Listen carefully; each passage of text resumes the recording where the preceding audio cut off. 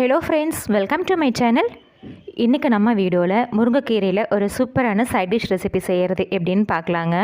முருங்கைக்கீரை சாப்பிட்ற அடம்பிடிக்கிற குழந்தைகளுக்கு இந்த மாதிரி செஞ்சு கொடுத்து பாருங்கள். ரொம்ப விரும்பி சாப்பிடுவாங்க. டேஸ்ட்டு சூப்பராக இருக்கும். டிஃபன் கூட சரி, சாப்பாடு கூட சாப்பிட்றதுக்கும் அருமையாக இருக்குங்க. வாங்க எப்படி பண்ணுறதுன்னு பார்க்கலாம். ஸ்டவ்வில் ஒரு பேன் வச்சுருக்கீங்க. பேன் நல்லா சூடானதுக்கப்புறமா அதில் 1 கப் அளவுக்கு வெள்ளை உருட்டு உளுந்து சேர்த்துக்கலாம். நீங்கள் வெள்ளை உளுந்துக்கு பதிலாக கருப்பு உளுந்தும் சேர்த்துக்கலாங்க. ஃப்ளேம் நல்லா லோவில் வச்சுட்டு ஒரு 5லேருந்து 8 நிமிஷம் இந்த உளுந்து நல்லா செவந்து வறுப்பட்டு வரணும். அந்த அளவுக்கு நல்லா வறுத்து எடுத்துக்கலாம். இப்போ பாருங்கள், உளுந்து இந்த மாதிரி நல்லா செவந்து வறுப்பட்டமான அளவுக்கு வறுத்துக்கணும். இப்போ இந்த ஃப்ளேம் ஆஃப் பண்ணிட்டு ஒரு பிளேட்டில் மாற்றி ஆற வச்சு எடுத்துக்கலாங்க. அடுத்ததாக அதே பேனில் நம்ம உளுந்தெடுத்த அதே கப்பில் 1 கப் உளுந்துக்கு 1/2 கப் அளவுக்கு பொட்டுக்கடலை சேர்த்துக்கலாங்க. இந்த பொட்டுக்கடலை 2 நிமிஷம் லோ ஃப்ளேமில் வச்சு நல்லா வறுத்து எடுத்துக்கலாம். 2 நிமிஷம் கழித்து லைட்டாக அந்த வறுப்பட்ட மணம் வர டைமில் இது கூட 1 டேபிள் ஸ்பூன் அளவுக்கு சீரகம் சேர்த்துக்கலாங்க. 1/2 கப் பொட்டுக்கடலைக்கு 1 டேபிள் ஸ்பூன் அளவுக்கு சீரகம் சேர்த்தோம்னா போதுமானதாக இருக்கும். அது கூடவே ஒரு 3/4 டேபிள் ஸ்பூன்லேருந்து 1 டேபிள் ஸ்பூன் அளவுக்கு மிளகு சேர்த்துக்கலாம். சேர்த்துட்டு திரும்ப ஒரு 3 நிமிஷம் நம்ம சேர்த்துன சீரகம் மிளகும் இந்த பொட்டுக்கடலையும் நல்லா முழுசாக வறுப்பட்டு வரணும். அந்த அளவுக்கு நல்லா வறுத்து எடுத்துக்கலாங்க. இப்போ ஒரு 3 நிமிஷம் கழித்து பார்த்தீங்கன்னா பொட்டுக்கடலை இந்த மாதிரி நல்லா செவந்து நல்லா முழுசாக வறுப்பட்டிருக்கும். அதே மாதிரி சீரகமும் மிளகும் நல்லா வறுப்பட்டு வந்துருச்சு. இது ஒரு பிளேட்டில் மாற்றி ஆற வச்சு எடுத்துகிட்டு அதே பேனில் 2 ஸ்பூன் அளவுக்கு வெள்ளை எள் சேர்த்துக்கலாங்க. நீங்கள் வெள்ளை எள்ளுக்கு பதிலாக கருப்பு எள்ளும் சேர்த்துக்கலாம். எள் சேர்த்து கண்டிப்பாக செய்யுங்க. நல்ல சுவையாக மணமாக இருக்கும் சாப்பிட்றதுக்கு. எள் நல்லா செவந்து படப்படன்னு பொரியணும். அந்த அளவுக்கு நல்லா வறுத்து எடுத்துக்கோங்க. இப்போ பாருங்கள், நல்லா செவந்து வந்திருக்கு. அதே மாதிரி லைட்டாக பொரிஞ்சு வர ஆரம்பிச்சிருக்கு. இது ஒரு பிளேட்டில் மாற்றி நம்ம சூடு இல்லாமல் ஆற வச்சு எடுத்துக்கலாங்க. அடுத்ததாக அதே பேனில் 1 ஸ்பூன் அளவுக்கு எண்ணெய் சேர்த்துக்கலாம். எண்ணெய் நல்லா சூடானதுக்கப்புறமா இதில் காரத்துக்காக ஒரு 5 வரமிளகாய் சேர்த்துக்கலாங்க.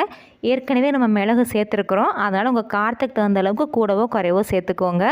வரமிளகாய் வந்து ட்ரை ரோஸ்ட் பண்ணுறத விட எண்ணெய் சேர்த்து வறுத்து எடுங்க. கொஞ்சம் காரம் அதிகமாக இல்லாமல் நமக்கு சாப்பிட்றதுக்கு நல்ல சுவையாக இருக்கும். ஒரு 2லேருந்து 3 நிமிஷம் இந்த மிளகாய் நல்லா வறுப்பட்டு இந்த மாதிரி நல்லா மொறுன்னு வறுப்பட்டு வந்ததுக்கப்புறமா இது நம்ம ஏற்கனவே ஆற வச்சுருந்த உளுத்தம்பருப்பு எள்ளு கூட இதையும் சேர்த்து நல்லா சூடெல்லாம் ஆற வச்சு எடுத்துகிட்டு மிளகு வறுத்த அதே எண்ணெயில் 1 கைப்பிடி அளவுக்கு கருவேப்பிலையும் 2 கைப்பிடி அளவுக்கு முருங்கைக்கீரையும் எடுத்து நல்லா க்ளீன் பண்ணி வச்சுருக்கேங்க. அது கூட சேர்த்துக்கலாம். கருவேப்பிலை சேர்க்குறது ஆப்ஷனல் தான். கருவேப்பிலை சேர்த்து செய்யும்போது இன்னும் ஹெல்த்தியாகவும் இருக்கும். அதே சமயம் நல்லா டேஸ்டியாகவும் இருக்கும். முருங்கைக்கீரை 2 கைப்பிடி அளவுக்கு சேர்த்துட்டு நம்ம சேர்த்துன முருங்கைக்கீரையும் கருவேப்பிலையும் நல்லா மொறுன்னு வறுப்பட்டு வரணுங்க. அந்த அளவுக்கு நல்லா வறுத்து எடுத்துக்கலாம்.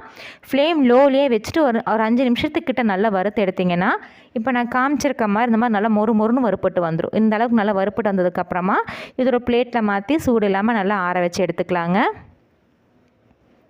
அடுத்ததான் இப்போ ஏற்கனவே நம்ம வறுத்து வச்சுருந்த உளுத்தம்பருப்பு, பொட்டுக்கடலை, எள்ளு, வரமிளகாய் எல்லாம் நல்லா சூடாறிடுச்சு. இது கூட ஒரு 2லேருந்து 4 பிஞ்ச் அளவுக்கு பெருங்காயத்தூள் சேர்த்துக்கலாம். நீங்கள் கட்டி பெருங்காயம் சேர்க்குற மாதிரி இருந்தால் வரமிளகாய் வறுக்கும் போது கூடவே அந்த கட்டி பெருங்காயத்தை சேர்த்து வறுத்து எடுத்துக்கோங்க.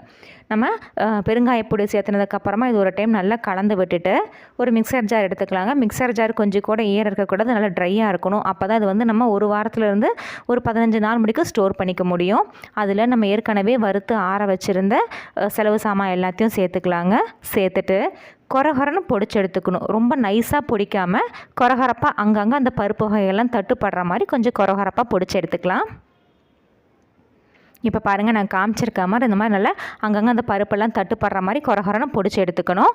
இந்த மாதிரி பொடிச்சு எடுத்ததுக்கப்புறமா இது கூட நம்ம ஏற்கனவே வறுத்து வச்சுருந்த முருங்கை இலையும் கருவேப்பிலை இலையும் சேர்த்துக்கலாங்க. கருவேப்பிலையும் முருங்கை இலையும் சேர்த்துனதுக்கப்புறமா இது கூட ஒரு 4லேருந்து 6 பல்லு பூண்டு தோல் நீக்கிட்டு சேர்த்துக்கலாங்க. தோலோடையும் சேர்த்துக்கலாம், தோல் நீக்கியும் சேர்க்கலாம். உங்களுக்கு பூண்டு சேர்க்க விருப்பம் அந்த மனம் பிடிக்காதுன்னா ஸ்கிப் பண்ணிக்கோங்க. ஆனால் சேர்த்து செய்யும்போது சாப்பிட்றதுக்கு அவ்வளோ டேஸ்ட்டாக மனமாக இருக்கும்.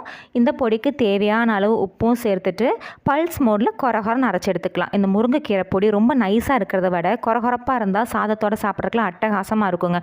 சுட சுட சாப்பாடில் நெய்யோ நல்லெண்ணெய் விட்டு சாப்பிட்டு பாருங்களேன், டேஸ்ட் வேறு லெவலில் இருக்கும். இட்லி தோசை கூட சாப்பிட்றதுக்கும் அருமையாக இருக்கும். ஃப்ரெண்ட்ஸ், நீங்களும் இந்த சுவையான ஆரோக்கியமான முருங்கைக்கீரை பொடி ரெசிபியை ட்ரை பண்ணி பாருங்கள். ட்ரை பண்ணி பார்த்துட்டு உங்கள் கமெண்ட்ஸுங்களை சொல்லுங்கள். உங்களுக்கு இந்த வீடியோ பிடிச்சிருந்துச்சுன்னா மறக்காமல் நம்ம சேனலுக்கு சப்ஸ்கிரைப் பண்ணுங்கள், லைக் பண்ணுங்கள், ஷேர் பண்ணுங்கள். தேங்க்யூ.